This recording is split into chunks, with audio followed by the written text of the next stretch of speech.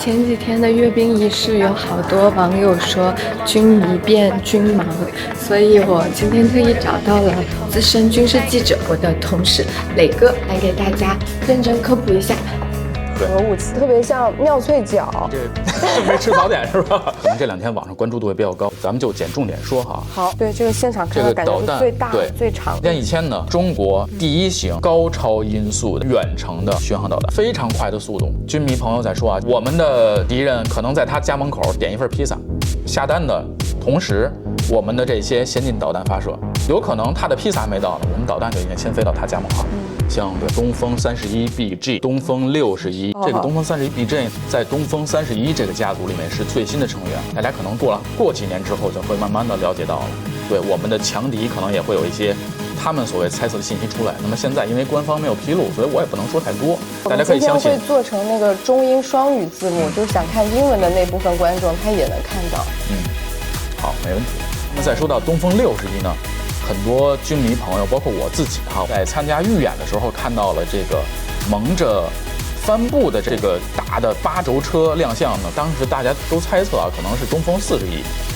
但是真正在阅兵当天，我们在现场，火箭军给了我们一个更大的惊喜，就是闹了半天它是东风61。我看这个的时候，然后有人跟我说，就数字越大越新，越厉害，所以61就比41更厉害，是这样吗？如果是这个军迷朋友这么就是比较简单的猜测，我觉得倒也没什么错。因为我们的装备的命名是有一系列复杂的这种标准的。大家从外表可以看到这种发射筒啊，就是那个大圆柱子哈。一些吃瓜群众可能会觉得这个东西它就是导弹，不是，它是发射筒。它真正的东风61导弹呢，是在这个筒里面储存着。发射的时候就要把它卸下来，不是卸下来，它立起来。立起来。我们现在既然看不到的话，我猜测哈，可能它是不是带了高超声速的弹头，用了更新性能复合材料，让它的弹体更轻。弹体更轻呢，就意味着它能装载更多的这种燃料，能装更多的弹头。另外，也就是它的防热的性能也会更好。为什么这么说呢？因为洲际弹道导弹载入的过程中，就是进入到敌方的领空载入啊，它要高速的冲向地面的目标，或者海上的目标，那么带来的这个热量摩擦带来的热量会非常非常高。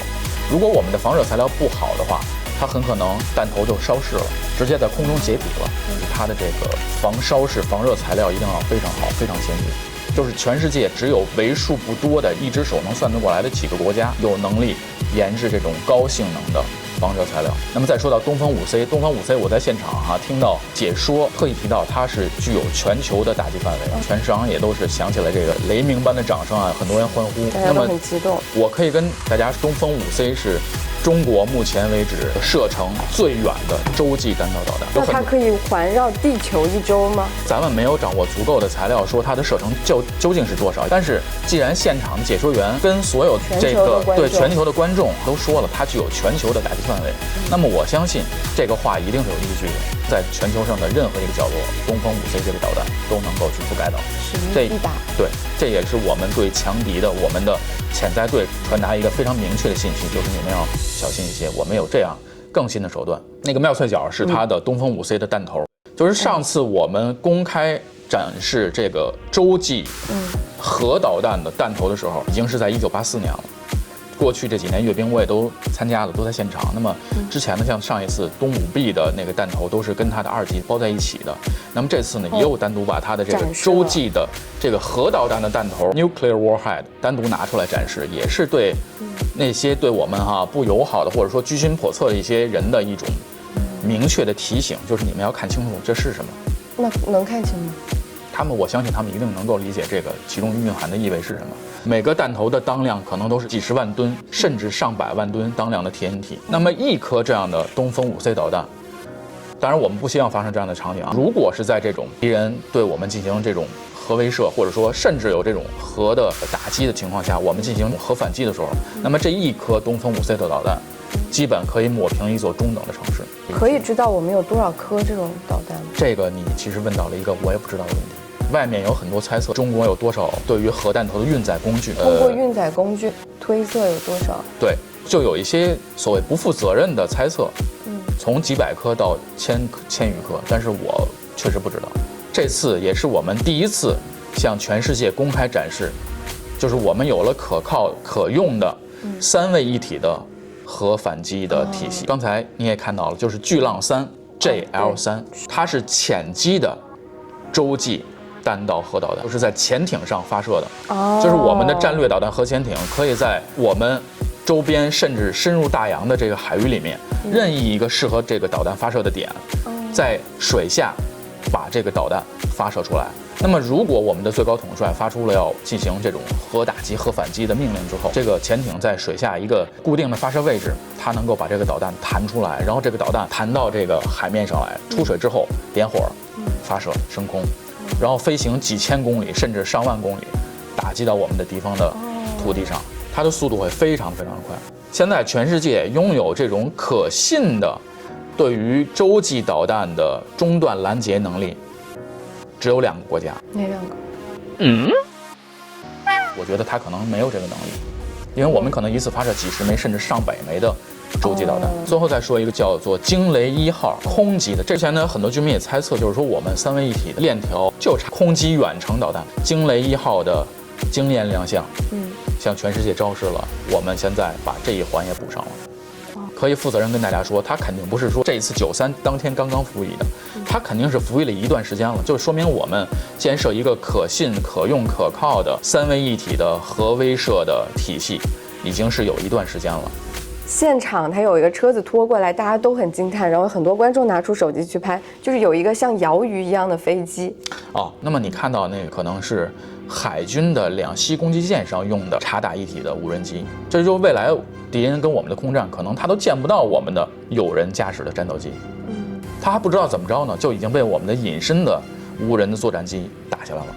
我再说2句这个鹰击系列的这些叫鹰击的导弹，其实大多数呢也是给人民海军用的。它们大多数都拥有什么样的性能？就是高超声速。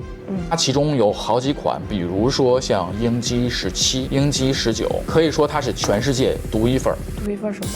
全世界里唯一一个公开的有成波体构型的高超音速反舰导弹。什么叫成波体？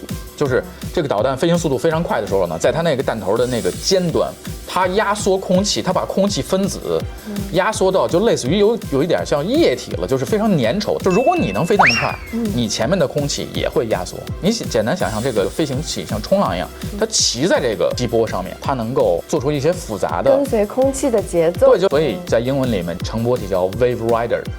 对，它的一个点在于它解决这个物理的性质的方式很特别。我觉得你用的太谦虚了，它是非常非常非常先进。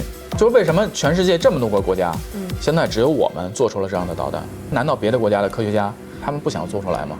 只有我们中国的国防科技工业的科研人员把这么先进的导弹做出来了。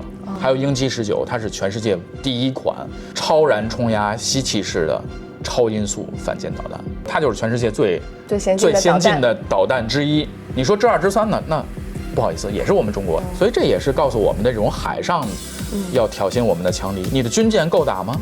你的军舰够我们中国的这种反舰导弹去打吗？